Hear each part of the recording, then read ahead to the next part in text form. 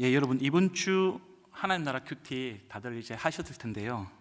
하나님 나라 큐티 말씀이 마태복음 이제 6장에서 8장까지 이제 말씀입니다. 그 유명한 이제 예수님의 산상수훈이 나오는 부분이죠. 이 산상수훈과 관련해서 몇 가지 이제 사진을 좀 봤으면 좋겠습니다. 우리 사진 준비가 되어 있습니까? 네. 이것이 예수님께서 산상수훈을 했던 장소, 지역으로 알려져 있는 갈릴리 이제 언덕입니다. 언덕. 그 언덕에서 이렇게 그 갈릴리 호수죠. 호수를 내려다보는 그런 장면이고요. 이 장소에 다음 사진을 보시면 교회가 하나 있습니다. 이게 팔복교회라고 예수님이 산상수훈할 때 첫 번째 에피소드가 이제 팔복에 대해서 말씀을 해주셨거든요. 그 팔복에 대한 산상수훈을 기념을 해서 이렇게 저 갈릴리 호수가 내려다 보이는 곳에 교회를 건립을 해서 지금도 저곳에서 예배를 드리고 있습니다. 세 번째 사진 한번 보겠습니다. 세 번째 사진은 이제 예수님이 이 팔복교회의 산상수훈을 하던 그런 이제 장면들을 화가가 상상을 해서 벽화로 이렇게 만든 겁니다. 만든 건데 이제 덴마크에 있는 한 화가가요 그렸던 그런 그림입니다. 여러분, 그림을 한번 자세히 보시면 가르침을 받고 있는 사람들의 표정들이 좀 재미있습니다. 작가의 상상력이지만 그 표정들 하나하나를 보면 사실적이기 때문에 아마 주는 그런 감동이 좀 있는 것 같습니다. 한 남자가 예수님 앞에서 바위에 기대어 있죠. 그 남자는 지금은 머리만 보이는데 이렇게 화면에 이제 제한상 머리만 나온 그런 장면인데요. 바위에 기대어서 예수님의 말씀에 집중하고 있습니다. 그 왼편에 이제 여성 한 명은 예수님을 똑바로 보지 못한 채 머리를 숙이고 있습니다. 그리고 눈을 감고 있는데요. 뭔가 예수님 말씀을 들으면서 이렇게 고뇌하고 있는 거죠. 고뇌하고 있는 거. 그리고 그 여인의 앞에 뒤쪽에 이렇게 아이가 한 명 있는데 아마 자녀인 것 같아요. 엄마를 따라온 이 아이가 그런 엄마, 고뇌하는, 고민하는 엄마를 이렇게 한 손으로 이렇게 머리를 만지고 있는데 아마 위로하는 마음이 아닐까 싶습니다. 예수님의 말씀이 이 아이에게는 어떻게 전해졌을까 궁금하기도 해요. 한편 이 그림에서 보시면 바위 뒤쪽에 팔짱을 끼고 있는 흰 수염이 난 남성이 등장을 합니다. 이 남자는 이제 예수님을 노려보고 있는 건지 아니면 집중하고 있는 건지 구분은 어렵지만 뭔가 이렇게 손을 모으고 있는 사람들과는 조금 마음이 다른 태도인 것 같습니다. 이런 이제 여러 사람들을 보면서 저는 예수님을 대하는 나의 태도는 어떤가 라는 생각이 들었습니다. 그리고 예수님의 말씀을 듣는 나의 마음은 어떤가 고민을 해보았습니다. 여러분 어떠세요? 여러분은? 아니 사진을 왜 보여주느냐 이런 생각을 하실 수도 있겠습니다. 제가 이 사진을 보여주는 이유가 있습니다.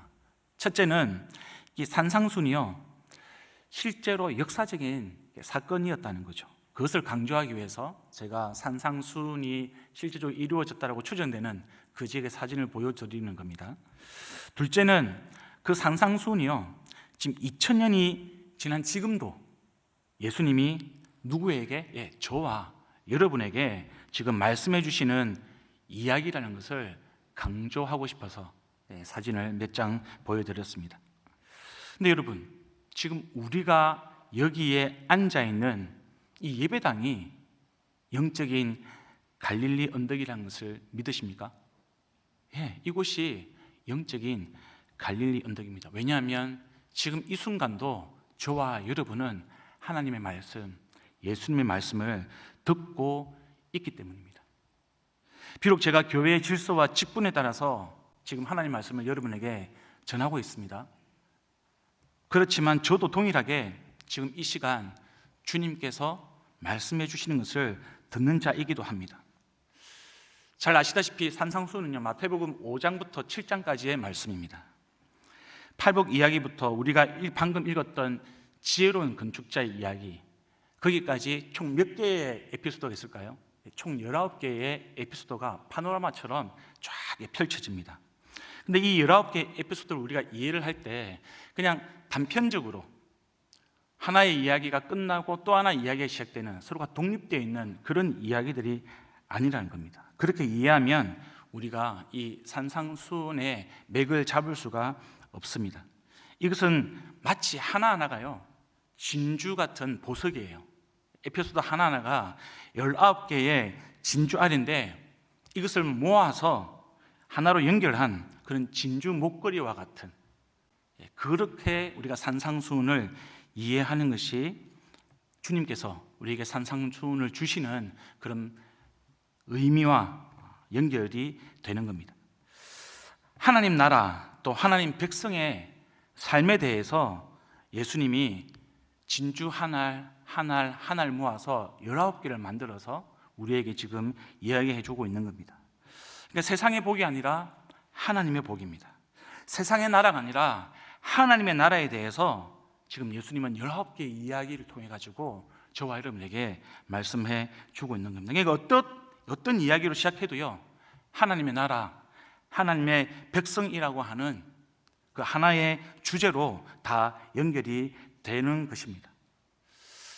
물론 사람마다 다르겠습니다만 저는 개인적으로 이 예수님의 산상수훈을 압축해서 표현할 수 있는 그런 문구가 있다면 저는 우리가 방금 읽었던 7장 본문에서 그것도 21절 내 아버지의 뜻을 행하는 사람, 이 문구가 산상수훈의 핵심적인 모든 주제를 아우를 수 있는 그런 단어가 아닌가 생각을 합니다. 이번 주일이 지나면 여러분 1월도 이제 다 지납니다. 벌써 1월이 지나고 이제 2월을 맞이해야 합니다. 시간 참 빠르죠. 새해를 맞이하면서 우리는 계획을 세웁니다. 저와 여러분은 2024년도를 어떻게 살아갈 것인가, 또 이루고 싶은 그런 바람도 있을 것입니다. 아마 여러분이 개인적으로도 혹은 가족으로도 그렇게 계획을 세우고요, 또 신앙적인 면에서도 내가 통독을 해보겠다, 혹은 예배를 어떻게 드려보겠다, 나는 올 한 해 한 영혼을 위해서 전도를 해보겠다, 여러 가지 계획과 목표를 세운 분도 계실 겁니다. 근데 혹시 아직 목표를 세우지 못한 분이 계시다면 저는 이 하나님의 뜻을 행하는 사람, 하나님의 뜻을 행하는 가족 혹은 교회 혹은 목장으로 목표를 세워보시기를 권면드리고 싶습니다. 하나님의 뜻을 행하는 사람이라고 할 때 저와 여러분의 마음속에 떠오르는 그런 모습은 어떤 것이 있습니까? 우리가 여러 가지 떠오를 수 있겠습니다. 우리가 성경 66권을 보면 성경 66권에서 가르치는 교훈들이 참 많이 있잖아요. 예배에서도 이야기하고요, 전도, 교제, 훈련, 선교, 여러 가지 중요한 교훈들이 성경 곳곳에 있습니다. 근데 지금 오늘은요, 예수님의 산상수훈을 통해서 그것이 무엇인지를 한번 배우고자 합니다. 예수님의 제자들에게 이 산상수훈을 통해서 하나님의 뜻을 행하는 사람이 어떤 사람인지 굉장히 자세하게 가르쳐주고 계십니다. 저와 여러분이 이번 주간에 묵상한 특별히 우리 6장과 7장, 그것을 중심으로 하나님의 뜻을 행하는 사람이 어떤 사람인지 우리 한번 좀 정리해봤으면 좋겠습니다. 그리고 그런 사람이 되기를 결단하고요, 올 한 해 그런 사람으로 성장할 수 있기를 우리 주님의 이름으로 축복드립니다. 첫 번째로 여러분, 내 아버지의 뜻을 행하는 사람은요, 하나님의 의와 하나님의 나라를 구하는 사람입니다. 근데 우리가 단순하게 하나님의 나라와 하나님의 의를 구한다라고 한다고 해서 그것이 반드시 내 아버지의 뜻을 행하는 사람은 아니다라는 것도 우리가 동시에 인식을 해야 합니다. 왜냐하면 하나님 나라를 구하긴 구하는데요, 하나님 나라를 두 번째, 세 번째, 아니면 혹은 마지막 그렇게 구하는 사람, 그 사람은 내 아버지의 뜻을 행하는 사람이 아니기 때문입니다. 내 아버지의 뜻을 행하는 사람은요, 하나님의 뜻을 구하는데, 하나님의 나라를 구하는데, 하나님의 의를 구하는데 어떻게 구하느냐? 가장 먼저 구하는 사람, 먼저 구하는 사람, 그 사람이 바로 내 아버지의 뜻을 행하는 사람이라는 겁니다. 마태복음 6장 33절 같이 한번 보겠습니다. 우리 같이 읽어보겠습니다. 시작. 너희는 먼저 하나님의 나라와 하나님의 의를 구하여라. 그리하면 이 모든 것을 너희에게 더하여 주실 것이다. 먼저 구합니다. 두 번째가 아니고요, 세 번째가 아닙니다.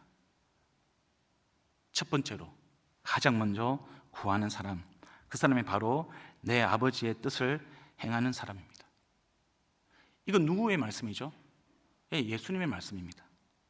그래서 여러분, 하나님의 나라와 의를 가장 먼저 구하는지 아니면 그렇지 않은지는요, 저와 여러분의 믿음과 연결이 되어 있습니다.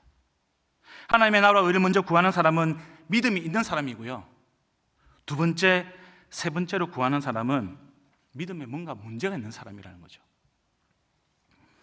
예수님이 마태복음 6장에서 공중의 새를 이야기합니다. 그러면서 제자들에게 먹을 것을 걱정하지 마 말씀하셨습니다.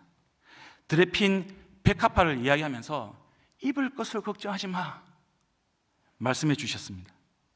그러면서 걱정하면서 염려하면서 먹을 것과 입을 것을 구하는 사람들에 대해서 어떻게 표현하냐면 이방 사람들과도 같다. 여러분, 이 당시에는 이방 사람들에게 구원이 없다라고 그렇게 이야기를 하던 시대였습니다. 그리고 믿음이 적은 자들아, 이렇게 말씀하시는 거죠. 그러니까 믿음이 있긴 있는데 어떤 믿음이라고요? 적은 믿음이라는 겁니다. 충분하지 않다는 거죠. 근데 여러분, 가만히 생각해 보면 저와 여러분 가운데 먹는 것, 마시는 것, 입는 것, 이것이 우리의 필요잖아요. 필요. 우리 생활에 우리가 살아가는 데 있어서 정말 필요한 것들입니다. 없으면 안 되는 것들이에요. 없으면 안 되는 것들이 우리에게 결핍이 될 때, 정말 필요한데 내가 내 수중에 그것이 없을 때 어떻게 걱정 안 하고 살 수가 있겠습니다. 그렇죠? 걱정 안 할 수가 없습니다. 전혀 걱정 없이 사는 사람이 있을까요? 저는 없다고 생각합니다. 모든 사람들과 아무런 문제 없이 정말 모든 사람들과 잘 지내는 사람이 있을까요? 그런 사람도 아마 없을 겁니다. 여러분들 가정을 한번 볼까요? 여러분들의 이 부모님, 그리고 여러분들의 형제, 자매 사이에, 친척 사이에, 혹은 여러분들 부모님과 또 다른 친척들 사이에 돈 문제 없이, 관계 문제 없이, 정말 아무 걱정 없이 평탄한 그런 가정이 몇 가지나 될까요? 몇 가정이나? 아마 없을걸요. 그렇다면 여러분, 모든 것을 아시는, 이런 저와 여러분의 형편을 다 아시는, 이런 모든 저와 여러분의 성정을 다 아시는 우리 주님이, 우리 예수님이 그걸 전혀 몰라서 걱정하지 말라 이렇게 말씀하시는 걸까? 아닙니다. 다 아시는 거죠. 우리가 걱정할 수밖에 없는 존재라는 것을 주님은 아시고 계십니다. 그런데 왜 지금 걱정하지 말라고 말씀하시는 걸까? 다 아시면서. 여러분, 걱정하지 말라고 해서 우리 인생의 걱정거리가, 우리 인생의 문제가 사라지는 것이 아닙니다. 걱정거리는요, 어려움은요, 우리 인생 가운데 항상 존재하게 되어 있습니다. 어려움이 하나 지나면 또 다른 어려움이 찾아오게 되어 있습니다. 그것이 인생살이입니다. 인생살이. 왜냐하면 이 세상은 죄로 물들어 있기 때문에 그렇습니다. 이 죄악된 세상 가운데 아무런 걱정 없이, 아무런 어려움 없이 우리가 어떻게 살아갈 수 있겠습니까? 예, 우리는 어려움 가운데 처해 있는 사람들입니다. 우리는 언젠가는 어려움을 직면하게 되어 있고요, 그리고 직면하고 살아갑니다. 상대적인 차이일 뿐이죠. 그런 우리를 향해서 주님은 지금 내가 너희들의 인생의 문제를 흔적도 없이, 너희들의 인생의 어려움을 정말 티끌도 없이 사라지게 하겠다, 없애버리겠다. 지금 그것을 말씀하시는가? 아니요, 그것은 아닙니다. 지금 예수님께서 우리에게 말씀해 주시는 것은 내가 모든 걱정거리를, 모든 어려움들을 다 사라져버리게 할 것이다, 마치 마술처럼. 그걸 지금 말씀해 주시는 게 아닙니다. 믿는 우리가 있는 어려움을, 당하는 어려움을 어떻게 다룰 것인가, 지금 그것에 대해서 이야기해 주고 계시는 거죠. 사람이 필요가 결핍될 때, 사람의 관계가 깨어질 때 걱정하고 염려하고 불안해하고 좌절하고 실망하고 화가 나는 것은 당연한 겁니다, 여러분. 근데 주님은요, 그런 걱정, 불안, 염려, 근심, 이런 것들이 당연하다고 해서 그런 당연한 걱정과 염려에 머물러 있지 말라는 겁니다, 여러분. 다시 말씀드립니다. 주님이 걱정하지 말라고 말씀하시는 것은 우리가 그 걱정거리와 문제를 이고지고 살지 말라는 겁니다. 거기에 머물지 말라는 겁니다. 그럼 어떻게 하느냐? 수고하고 무거운 짐진 것은 누구에게로 가져오라고요? 주님께로 맡기라는 겁니다. 주님이 그러면 책임져 주겠다는 겁니다.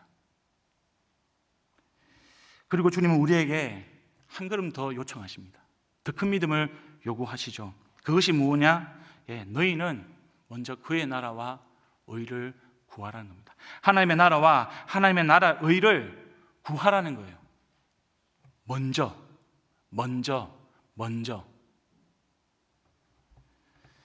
그렇다면 여러분, 예수님이 말씀하시는 이 하나님의 나라와 의는 무엇인가? 오늘 본문에서는 나의 필요가 먼저 되지 않는 삶, 나의 필요가 우상이 되지 않는 삶입니다. 우리가 여러분 하나님의 나라와 의를 생각할 때 오해하는 것들이 있습니다. 그 대표적인 게 뭐냐면, 이 하나님의 나라와 의가 어떤 우리가 세상이 인정할 만한 어떤 결과물, 가시적인 성과, 어떤 성공의 결과라고 우리는 생각한다는 거죠. 근데 여러분, 하나님의 나라와 의는요, 우리가 눈에 보이는 그런 양적인 결과물이 아닙니다. 그것이 아니라 하나님의 뜻대로 행하는 우리 삶의 태도, 그리고 우리가 바라보는 삶의 방향입니다. 방향. 누가복음 16장에서 여러분, 예수님이 비유로 누구를 이야기하냐면 거지 나사로를 이야기합니다. 거지 나사로.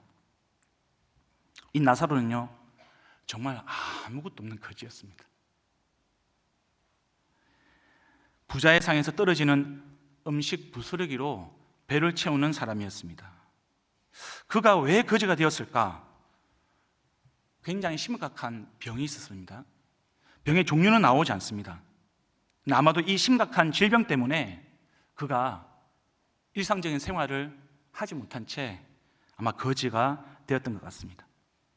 그의 몸은 헐었고요, 동네 개들이 와가지고 그 흔대를 핥았습니다.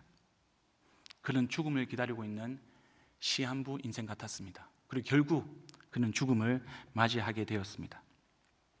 그런데 예수님이 정말 우리가 보기에는, 그리고 세상이 보기에는 아무것도 없는, 아무것도 이루지 못한 그 거지 나사로의 인생에 대해서 뭐라고 말씀하시냐면, 나사로는 죽어서 천사들에 이끌려서 아브라함의 품에 안기었다라고 표현하고 있습니다. 그리고 예수님이 말씀하시기를 나사로를 아는 그 아브라함이요, 나사로에 대해서 이야기하는데 어떻게 이야기하냐면, 나사로는 살아서 온갖 괴로움을 다 겪었다는 겁니다. 행복을 겪었다고요? 즐거움을 겪었다고요? 아니요, 온갖 괴로움을 다 겪었대요.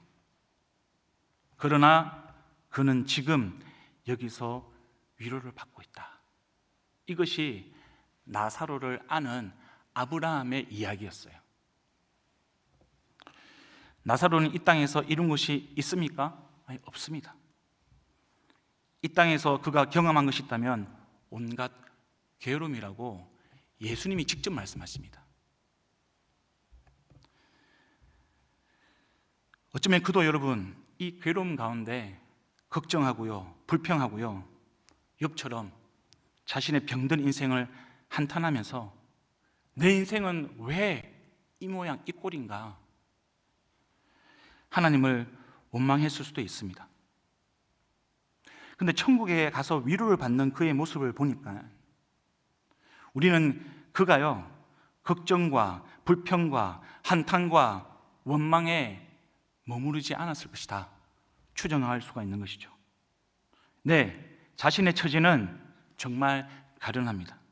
몸이 괴롭습니다. 근데 그 가련하고 헐고 병든 몸이지만 그는 자기의 상황을, 자신의 처지를 주님께 맡기는 사람이었습니다. 그럼에도 불구하고 어쩌면 매일 아침에 눈을 뜰 때마다 그는 불평이 그를 괴롭히고 원망이 그의 마음에 찼을 겁니다. 근데 거기는 우리 거지 나사로는 거기에 머무르지 않았습니다. 그 불평과 원망을 감사함으로 바꾸는 그런 영적 전쟁을 치렀던 것이죠. 그리고 하나님의 나라와 의를 먼저 구하면서 하루하루를 살았을 겁니다. 그런 믿음으로 삶을 살았기 때문에 아브라함의 품에 안겨서 주님의 위로를 받을 수가 있었던 것이죠. 사랑하는 청년 여러분, 성도 여러분, 우리는요 걱정거리를 주님께 맡기는 사람이어야 합니다. 우리는 먼저 하나님의 나라와 의를 구하는 사람이어야 합니다. 왜냐하면 이런 사람이 지금 주님께서 말씀하시는 내 아버지의 뜻을 행하는 사람이기 때문에 그렇습니다. 저는 예전에 선교단체에서 사역할 때가 있었습니다. 저의 첫 직장이기도 했고요. 북한 선교에 대한 비전이 있었기 때문에 북한 선교단체에 사역을 했었습니다. 근데 저희 선교단체는 개인이 후원금을 모아가지고 그렇게 사역을 하는 그런 단체가 아니었고요. 후원금을 다 하나로 모읍니다. 하나로 모아서 사례비를 개개인에게, 사역자들에게 지급하는 그런 구조였습니다. 그러다 보니까 이 단체 책임자 어깨가 많이 무거웠습니다. 유독 무거웠습니다. 저도 나중에 이제 경력이 쌓이고 그 자리에 있어 보니까 직원들에게 사례 주는 날이 되면요 스트레스가 엄청납니다. 잠을 이루지 못할 정도로 스트레스가 심합니다. 그리고 실제 사례를 제대로 지급하지 못하는 그런 경우가 종종 있었습니다. 그리고 그게 몇 개월 동안 사례를 지급하지 못하는 그런 적도 있었습니다. 거기서 직면한 것이 무엇이냐? 믿음의 문제죠. 믿음의 문제. 바로 신앙의 문제입니다. 어떤 믿음이냐? 주님이 나의 필요를 아신다는 믿음. 어떤 믿음이냐? 주님이 나의 인생을 책임지신다는 그 믿음. 그 믿음 위에 서서 하나님의 나라와 의를 먼저 구하는 태도로 살아가는 연습. 저는 선교단체에서 그 연습을 할 수 있었습니다. 우리 청년들 중에 사업하시는 분 있으신가요? 혹은 개인적으로 영업하시는 분이 있으십니까? 사업의 규모를 떠나서 우리 손님들 가운데 이런 모양 저런 모양으로 사업하는 분들이 꽤 있습니다. 근데 우리 사업하시는 분들은요 직원들 월급날이 다가오면 그 스트레스가 상상을 초월합니다. 부채가 있는 경우에 상환에 대한 압박 때문에 화병이 생길 정도로 스트레스가 심합니다. 사업의 수주를 따야 직원들 월급을 줄 수 있고 이익을 창출해야 회사를 운영할 수 있는데 이게 운영이 시원찮으면 거기서 오는 스트레스가 이 걱정과 염려와 그것에 이렇게 매몰되는 거죠. 그런데 그때가 영적 전투라는 것을 우리는 깨달아야 되는 거죠. 뭐라고요? 영적 전투의 현장입니다. 그 영적 전투라는 것을 깨닫지 못한 채 그냥 인간적인 방법으로, 세상적인 방법으로 술이라든지 다른 방식으로 해결하는 것, 그건 도망가는 거죠. 자기의 동굴로 도망가는 겁니다. 그럴 수 있습니다. 사람이 판단을 잘못해서 그럴 수 있잖아요. 그러나 결국 우리가 선택해야 하는 것은 그 동굴에서 나와서 어디로 가야 되냐면 바로 주님께로 들고 가야 된다는 거죠. 우리의 문제가 있습니다. 예, 어려움이 있고요, 걱정이 있습니다. 근데 우리는 그것을 내가 가지면 안 되고요, 예수님께 가져가야 합니다. 그리고 예수님께 맡겨야 합니다. 그리고 걱정과 염려 때문에 시험에 들지 않게 해달라고 우리는 기도하는 것이 너무나 중요합니다. 설사 오늘, 설사 내일 쫄딱 망하더라도 우리는 그 길을 가야 합니다. 그것이 믿음입니다. 믿음. 거지 나사로의 자리에 우리가 서 있다고 생각해 보십시다. 여러분의 마음은 어떠실까요? 내가 거지 나사로처럼 인생이 처참해진다. 우리가 상상을 해봤으면 좋겠습니다. 근데 여러분, 우리가 거지 나사로의 인생이 우리 가운데 찾아온다 할지라도, 우리가 그 인생의 자리에 선다 할지라도 우리는 믿음을 붙들어야 되는 것이죠. 어떤 믿음이냐? 나를 안아주시는 주님의 품이 있다는 것. 온갖 괴로움을 당하는 우리를 위로해 주시는 주님이 있다라는 그 믿음이 중요한 것입니다. 그것이 예수님에 대한 찐믿음입니다. 찐믿음. 성도님들이 제가 목회자니까 기도 부탁을 많이 합니다. 그래서 제가 성도님들을 위해서 중보기도 할 때 문제를 해결해 달라고 하는 기도도 많이 합니다. 그런데 저는 문제를 해결해 달라고 하는 기도와 아울러서 빠지지 않는 기도를 하는 게 있거든요. 그게 어떤 기도냐?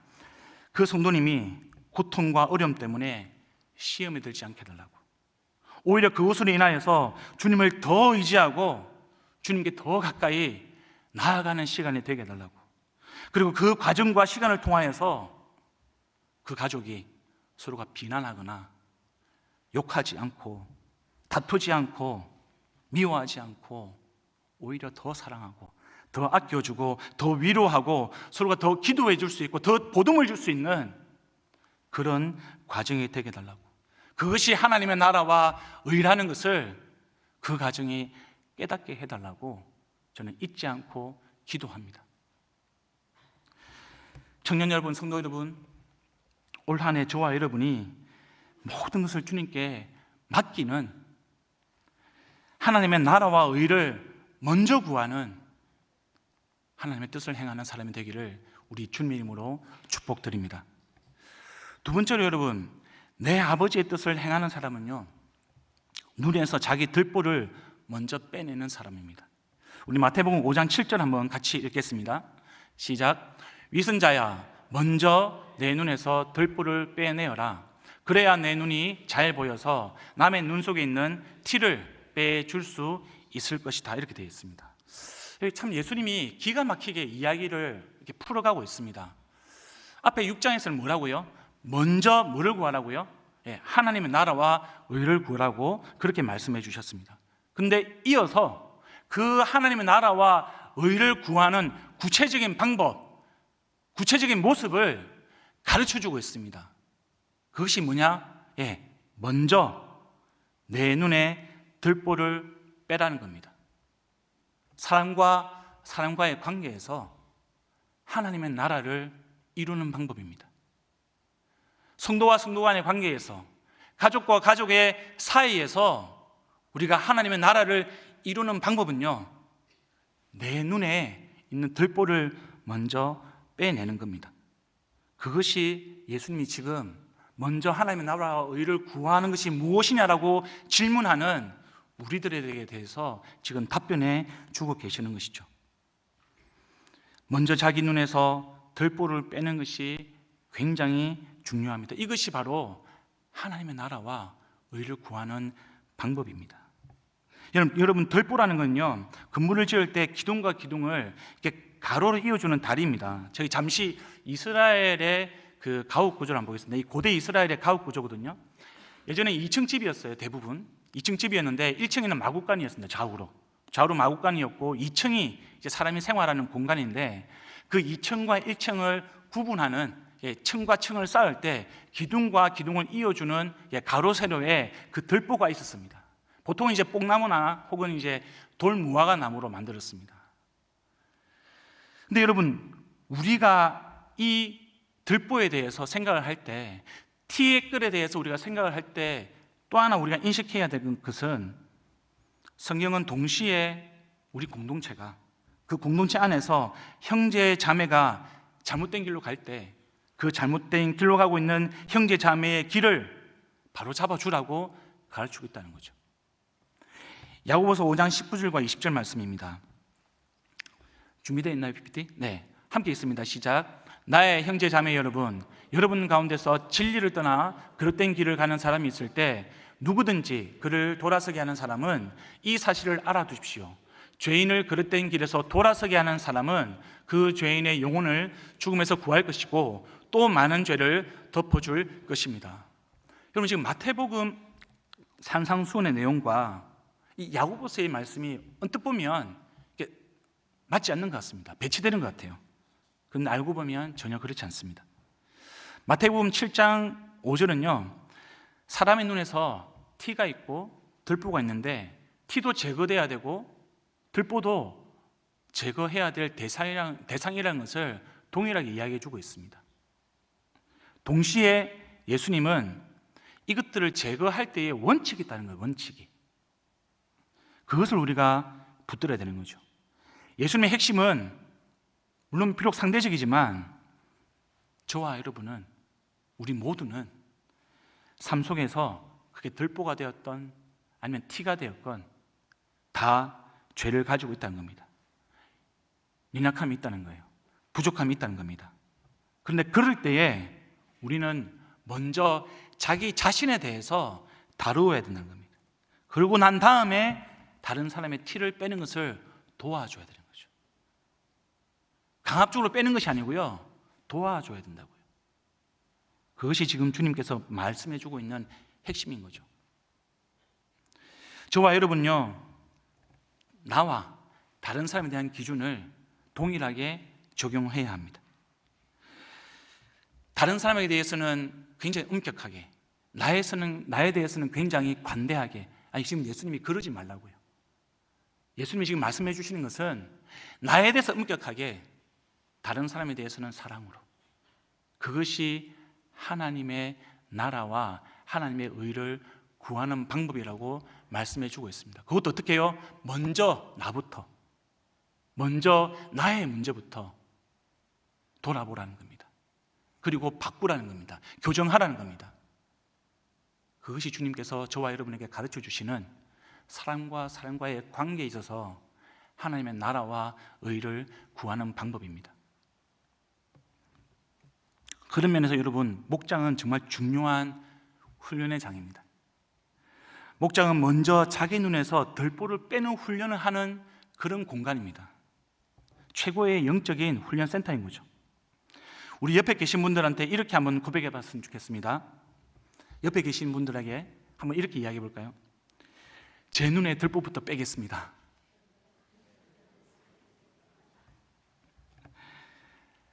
혹시 그런 생각 없죠? 그래, 먼저 빼라.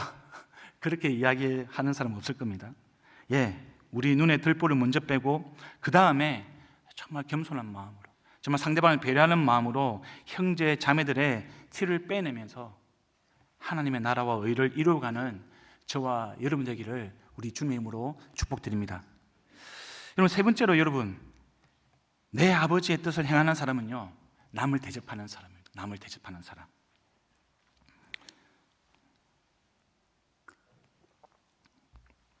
마태복음 7장 12절입니다. 우리 함께 읽어볼까요? 시작. 그러므로 너희는 무엇이든지 남에게 대접을 받고자 하는 대로 너희도 남을 대접하여라. 이것이 율법과 예언서의 본뜻이다 되어 있습니다. 여러분, 이 가르침은 예수님의 황금률로 굉장히 유명합니다. 내가 대접을 받고 싶으면 남을 대접하라는 거죠. 근데 여러분, 저는 이 구절을 보면서 문맥상 표면적으로 기록을 하지 않을 뿐이지 당연히 포함되어 있는 단어가 있다고 저는 봅니다. 그게 뭐냐면 바로 먼저라는 단어입니다. 먼저라는 단어.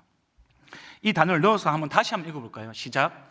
그러므로 너희는 무엇이든지 남에게 대접을 받고자 하는 대로 너희도 남을 먼저 대접하여라. 이것이 율법과 예언서의 본뜻이다.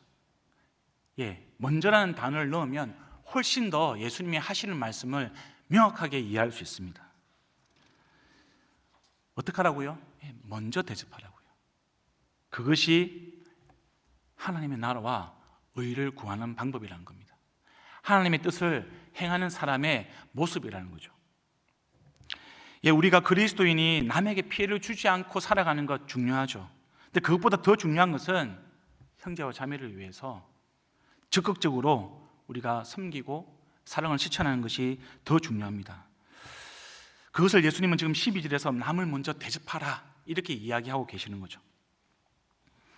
이 말씀에 대한 적용 차원에서 여러분, 저는 작은 목자 훈련에 우리 청년들은 지금 새로운 삶을 많이 듣진 않으시지만 저는 새로운 삶을 담당하고 있거든요. 새로운 삶을 들으시는 우리 성도님들에게 저는 꼭 요청드린 부분이 있습니다. 대부분이 이제 목자가 아니고요, 목원이 새로운 삶에 참여합니다. 우리는 이제 대부분 목자가 리더로서 이렇게 목원을 섬기는 거고 이렇게 도와주는 역할, 도와주는 사람이라고 알고 있습니다. 맞습니다. 목자는요, 우리 은혜샘물교회에서는 예수님이 목원들을 섬기라고 세우신 직분 혹은 사람이라고 우리는 알고 있습니다. 근데 그 목자도 연약한 사람이거든요. 약점 있는 사람이거든요. 죄를 지어서 넘어질 때가 있는 사람입니다. 지칠 때가 있고요, 쓰러질 때가 있는 겁니다. 간혹 이런 목원들을 봅니다. 우리 목자는 저한테 연락을 잘 안 해요.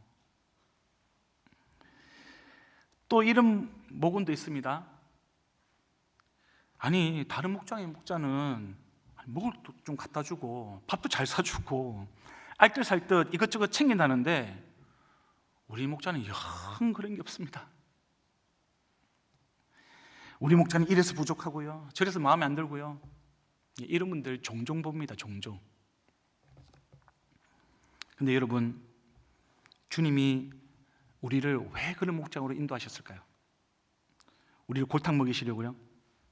너 그동안 편안하게 생활했으니까 이제 좀 고생 좀 해봐, 그런 마음으로 우리를 그곳으로 인도하시겠습니까?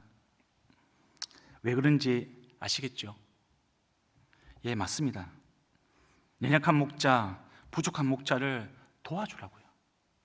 도와주라고 저와 여러분을 그 연약한 목장에, 그 연약한 목자에게 보내어 주신 겁니다. 그렇게 보시면 틀림이 없습니다. 연락이 안 오십니까? 먼저 연락해 보십시오. 목자님, 요즘 어떠세요? 그냥 목자님 생각이 나서 전화해 봤습니다. 목자님 생활하시면서 요즘 어떤 부분이 고민이세요? 제가 기도해 드릴게요. 반찬이요? 먼저 반찬을 해서 대접해 보십시오. 먼저 먹을 것을 가지고 찾아가 보십시오. 먼저 섬겨 보십시오. 목자님의 생각이 나서 한번 들고 와봤습니다. 반찬 하는 김에 좀 더 해봤는데 나눠 먹었으면 좋겠습니다. 시골에서 부모님이 뭔가 좀 보내주셨는데 그걸 그냥 우리 목장 식구들이 생각나서, 목자님이 생각이 나서 나누고 싶어서 가져왔습니다. 목원이 목자를 먼저 대접할 때 누가 살아나겠습니까? 목자가 살아납니다. 목자가 힘을 얻습니다. 목자가 목장을 더 잘 섬기는 원동력이 됩니다. 맞습니다. 물론 목자가 먼저 섬기고 먼저 대접하는 것 너무나 당연하죠. 근데 여러분, 반대로 목원이 목자를 먼저 대접하는 것, 먼저 섬기는 것 안 될 이유가 있습니까? 안 될 이유가 없죠. 왠지 아십니까? 우리는 서로 사랑하는 그리스도인이기 때문에 그렇습니다. 우리는 함께 지어져가는 성도이기 때문에, 교회이기 때문에 그렇습니다. 저와 여러분이 올 한 해 먼저 대접하는 자가 되기를 축복합니다. 근데 여러분, 우리가 여기서 좀 놓치지 말아야 할 대목이 있는데요. 그게 뭐냐면 6절과 12절 사이에 있는 내용에 주목할 필요가 있습니다. 우리가 너무나 좋아하는 외우는 말씀인데요. 7장 7절입니다. 읽어드리겠습니다. 구하여라, 그리하면 하나님께서 너에게 주실 것이다. 찾아라, 그리하면 너희가 찾을 것이다. 문을 두드려라, 그리하면 하나님께서 너에게 열어주실 것이다. 근데 여러분, 우리가 이 구절 너무나 잘 알고요, 이 구절에 의지해서 우리는 기도를 많이 합니다. 근데 여러분, 앞뒤 문맥에 아무 상관없이 이 구절을 오로지 우리의 필요를 구하는 데만 적용해가지고 뭐 지성이면 감천이라고 내가 이렇게 구하고 찾고 두드리는데 주님 안 열어주시면 섭섭하지, 이런 마음으로 기도하는 경우가 너무나 많습니다. 우리는 그걸 뭐라고 부른다고요? 기복신앙이라고 부릅니다. 기복신앙. 하나님께 열심히 주세요, 주세요, 주세요. 언제까지요? 주실 때까지. 언제까지요? 열릴 때까지. 언제까지요? 찾을 때까지. 하나님과 마치 씨름하듯이. 아니요, 그것은 말씀을 잘못 이해하는 겁니다. 잘못 적용하는 겁니다. 예수님은 이 구절을 그렇게 우리에게 주시지 않았습니다. 여러분, 이 구절은요, 먼저 대접하라, 이 구절과 연결되어 있습니다. 똑같은 구조입니다. 이 내용은 하나님 나라와 하나님 뜻과 무관한 것이 전혀 아니고요, 하나님은 그 관점에서 지금 이야기하고 있는 것이죠. 먼저 하나님의 나라와 의를 구하라, 동일한 맥락으로 지금 제자들에게 말씀해주고 있는 겁니다. 그냥 너무나 당연하기 때문에 말씀 안 했을 뿐이에요. 그 앞에 단락과 다 연결되어서 지금 이야기하는 것이기 때문에.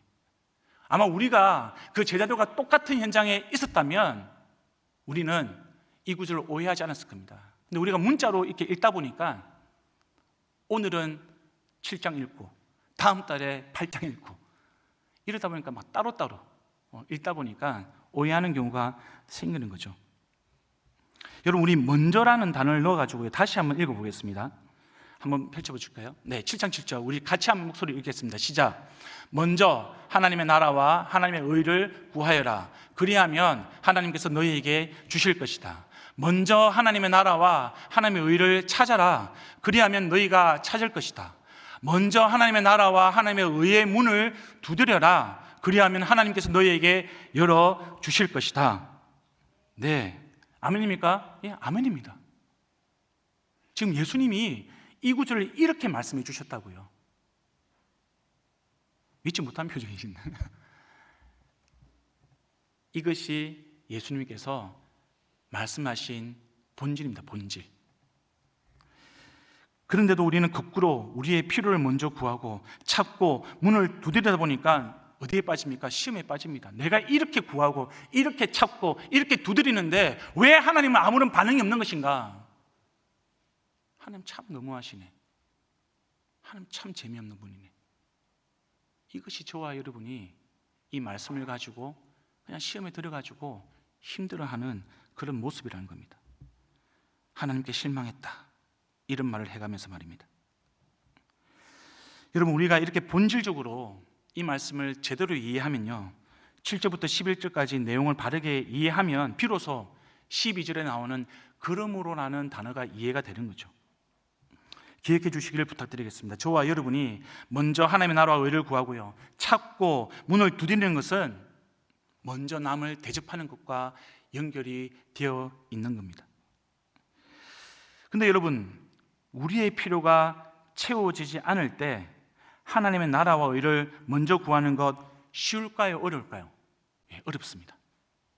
눈에서 자기 들보를 먼저 빼는 것 쉬울까요? 어려울까요? 예, 어렵습니다. 남을 먼저 대접하는 것 쉬울까요? 어려울까요? 예, 어렵습니다.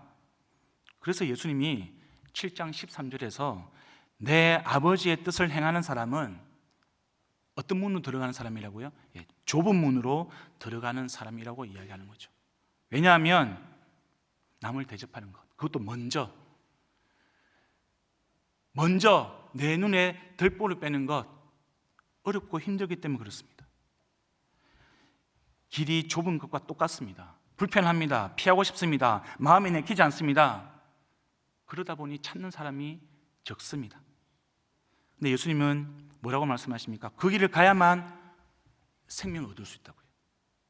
그 길을 가야만 저와 여러분이 생명으로 이어진다라고 지금 말씀하고 있는 겁니다.